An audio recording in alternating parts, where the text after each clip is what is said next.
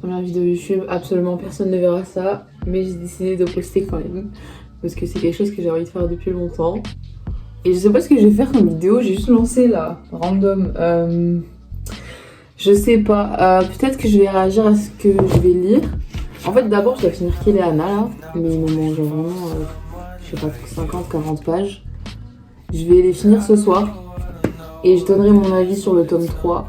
Et après, j'ai envie de faire genre un vlog lecture où je vais lire ça. Une vie. Oui, je connais même pas le nom. Une vie comme les autres. C'est parce que je connais le nom en anglais, vu que je l'ai vu H24 sur TikTok. Et j'ai su récemment qu'il était traduit en français. Enfin, tout simplement parce que je m'étais pas renseignée. Mais apparemment, ça fait. Oula, c'est gros. Faut savoir que moi, j'ai pas. Oh, je fais que de me couper déjà, ça commence mal. Bon, déjà, il faut savoir qu'apparemment, il y a tous les trigger warnings ever qui sont présents dans ce livre. Et moi, c'est pas quelque chose qui me dérange. On peut trouver ça bizarre, mais ça me donne envie de le lire. En fait, tu me dis que ça va te traumatiser et que ça fait pleurer. Moi, j'ai envie de le lire. D'ailleurs, c'est pour ça que j'avais lu Bonne Nuit Poun Poun. Et j'ai adoré Bonne Nuit Poun Poun. Même si là, je pense que c'est vraiment pire que Bonne Nuit Poun Poun quand même. Du coup, j'ai hâte de pleurer. J'adore. Et faut savoir, du coup, j'allais dire que je suis pas une grosse lectrice de base. Ça fait pas longtemps que je me suis remis à la lecture. C'était surtout à cause de TikTok qui m'a donné envie. De base, je lis que des mangas. Mais là, je suis dans ma phase où j'ai envie de lire. Et on va voir si j'arrive à lire ce pavé. Du coup, c'est parti. Je vais finir Kéléana, le tome 3 et les tirs de feu. Et je dirai si je suis satisfaite de la fin ou pas.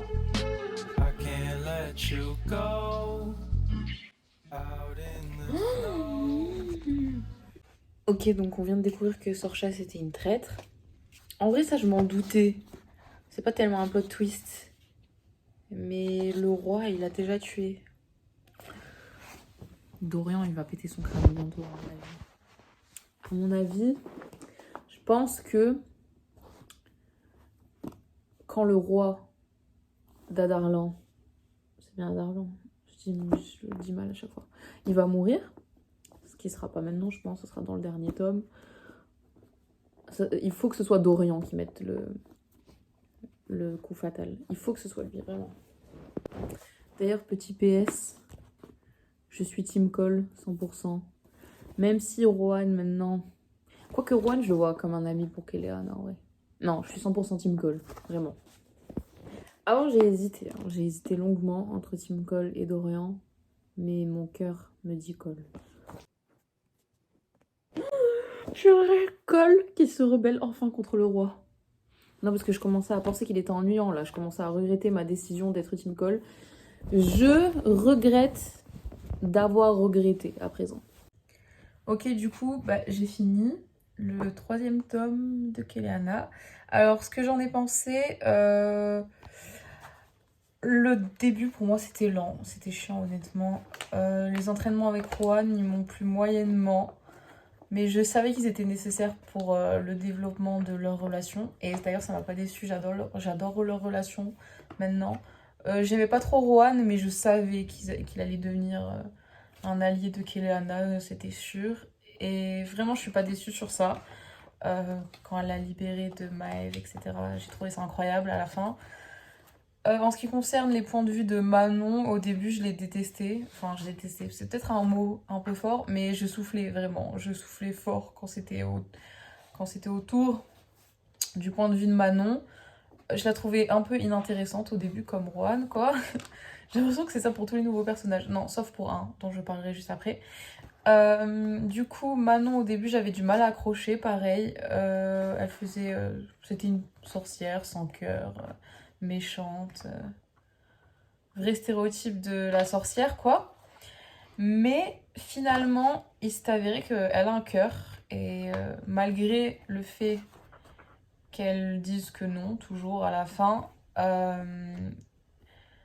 déjà, elle a sauvé Petra pendant le tournoi. Et ça, j'ai trop aimé ce moment-là. Aussi, j'ai trop aimé le moment quand elle a dû tuer l'accrochant. Bien sûr, elle l'a tué. Mais comme elle l'a dit, c'est parce qu'elle voyait dans les yeux de l'accrochant qu'elle voulait en finir et qu'elle voulait être tuée dans tous les cas.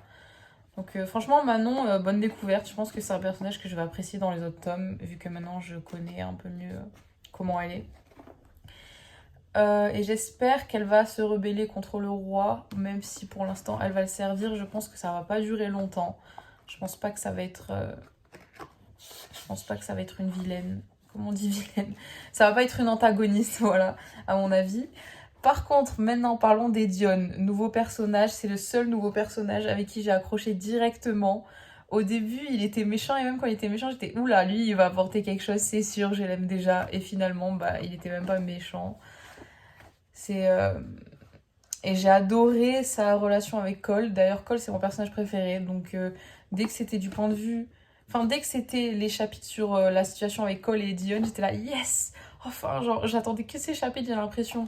Et je sais pas si c'est parce que je suis biaste, vu que Cole, c'est mon personnage préféré, mais vraiment, j'ai l'impression que ces moments dans ce livre-là, c'était les meilleurs. Et il y a vraiment eu, encore une fois, un développement du côté de Cole, cette fois-ci. Parce que comme le disait Edion, on savait pas de quel côté était Cole. Enfin, on se doutait qu'il était du côté de Edion et Keleana, du coup. Mais il continuait à servir le roi. Et ça, j'en pouvais plus, moi. Il fallait qu'il se libère de son étreinte. Et finalement, la fin, c'est l'apogée de la prise de position de Cole, vu qu'il se libère du roi, il quitte le château. Même si Edion est au cachot et que Dorian,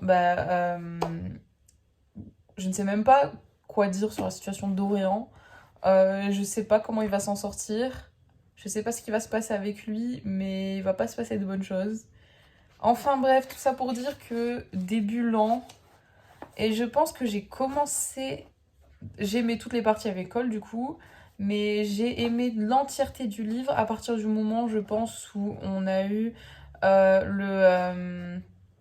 la prise... Enfin non, comment dire ça? La bataille de Keleana contre Narok, etc. Contre les créatures du roi. Et du coup, après, quand elle est allée libérer Rohan, etc., je pense que c'était une de mes parties favorites. Et également, j'ai commencé à aimer Manon à partir du moment où elle a voulu prendre le wyvern qui était blessé. Est-ce que ça s'appelle bien les wyverns? Je crois. Bref, moralité, j'adore les personnages de Keleana et j'ai hâte de lire le prochain tome, même si je pense... Ah, est-ce que je lis le prochain tome directement? Non, je pense que je vais faire une pause et que je vais lire, comme j'avais dit, Une vie comme les autres quand même. Ah, et j'ai oublié de dire du coup, je suis satisfaite de la fin. Enfin, je sais pas si je suis satisfaite de la fin, mais la fin me donne envie de lire le tome d'après. Donc je suppose que je suis satisfaite si ça me donne envie de continuer. J'ai vraiment hâte de savoir la suite quand même, purée. Et en fait, j'ai surtout hâte que Cole et Keleana se retrouvent. Team Cole forever, for lifers. Ok, c'est bon, j'arrête de parler maintenant.